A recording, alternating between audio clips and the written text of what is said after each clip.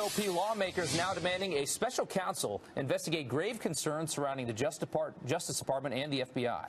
The group of Republicans sending a letter to Attorney General Jeff Sessions questioning the agency's leadership decisions. So is a special counsel needed? Here to weigh in is Fox News judicial analyst Judge Andrew Napolitano. Thank you for waking up early and coming in to spend some time with us. Good to be with you. This was the subject of great dispute yesterday when President Trump tweeted that very negative, some would say mean-spirited, some would say typically Trumpian tweet about Jeff Sessions, the essence of which was, why is the Inspector General investigating this? He can't indict, he can't charge, all he does is report. Why don't we have a real investigation with prosecutors and FBI agents?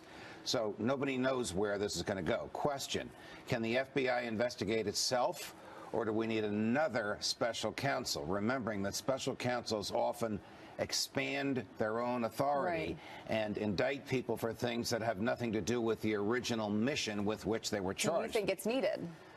I think a serious investigation is needed. I actually agree with the president on this. I don't think I would have expressed it the way he did towards Attorney General Sessions, who was a friend of mine. But I do believe that the whole FISA system is wrong and has been abused. And what we have seen, thanks to Congressman Nunes and the House Intelligence Committee, is just the tip of the iceberg. If Sessions were to investigate this themselves, the FBI, the DOJ investigates itself, that would probably bring a big cloud over whatever the results are, right? I mean, that's got to be what he's thinking. It would certainly, Rob, bring a cloud if they're exonerated. But if somebody is indicted or otherwise punished for causing the government, the power of the government, to be used to investigate the president and Mrs. Clinton's enemies, now the president of the United States, the Trump campaign, I think the public would see that the right thing was being done. Jeff Sessions would insulate himself personally from this if he were to designate another special counsel like Bob Mueller. He could even ask Bob Mueller to expand his authority, since he already has a team independent of the Justice Department already working there. How do you feel Jeff Sessions is doing? I think he is qualified for the job by temperament, by experience, and by education. But I think he's giving the impression that he is aloof and not in charge, and I wish he didn't give that impression. I understand the president's frustration. If I were the president, I would pick up the phone and talk to him. I wouldn't do it by tweets, but I'm not Donald Trump. He has his own style, and that resonates with his base. But I wish Jeff Sessions were more hands-on. Yeah.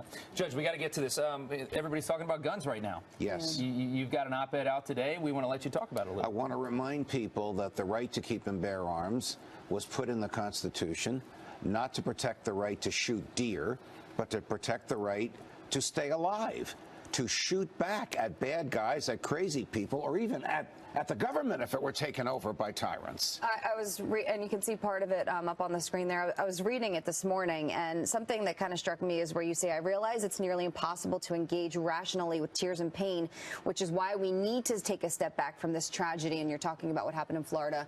But, I mean, how do you do that when you have these high school-aged kids demanding change, and the conversation that we've never had to this extent is happening? Here's the change that I would bring about. Every one of these killings, the nightclub in Orlando, the government offices in San Bernardino, Newtown, Parkland, Columbine, they all occurred in gun-free zones. These are killing zones. These are the most dangerous places on earth. The government should not establish places like this because it makes us vulnerable to our enemies, and the bad people and the crazy people know that. That's a change government can make.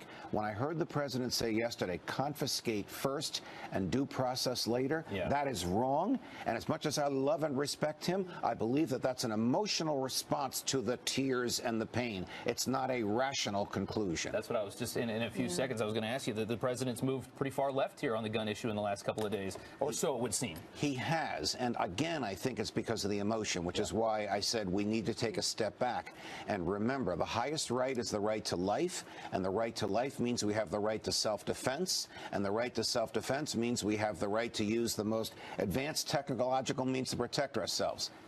That's not me. That's the Supreme Court of the United States, an opinion written by Justice Scalia in 2008. Judge, thank you for joining us this morning. What a pleasure, guys.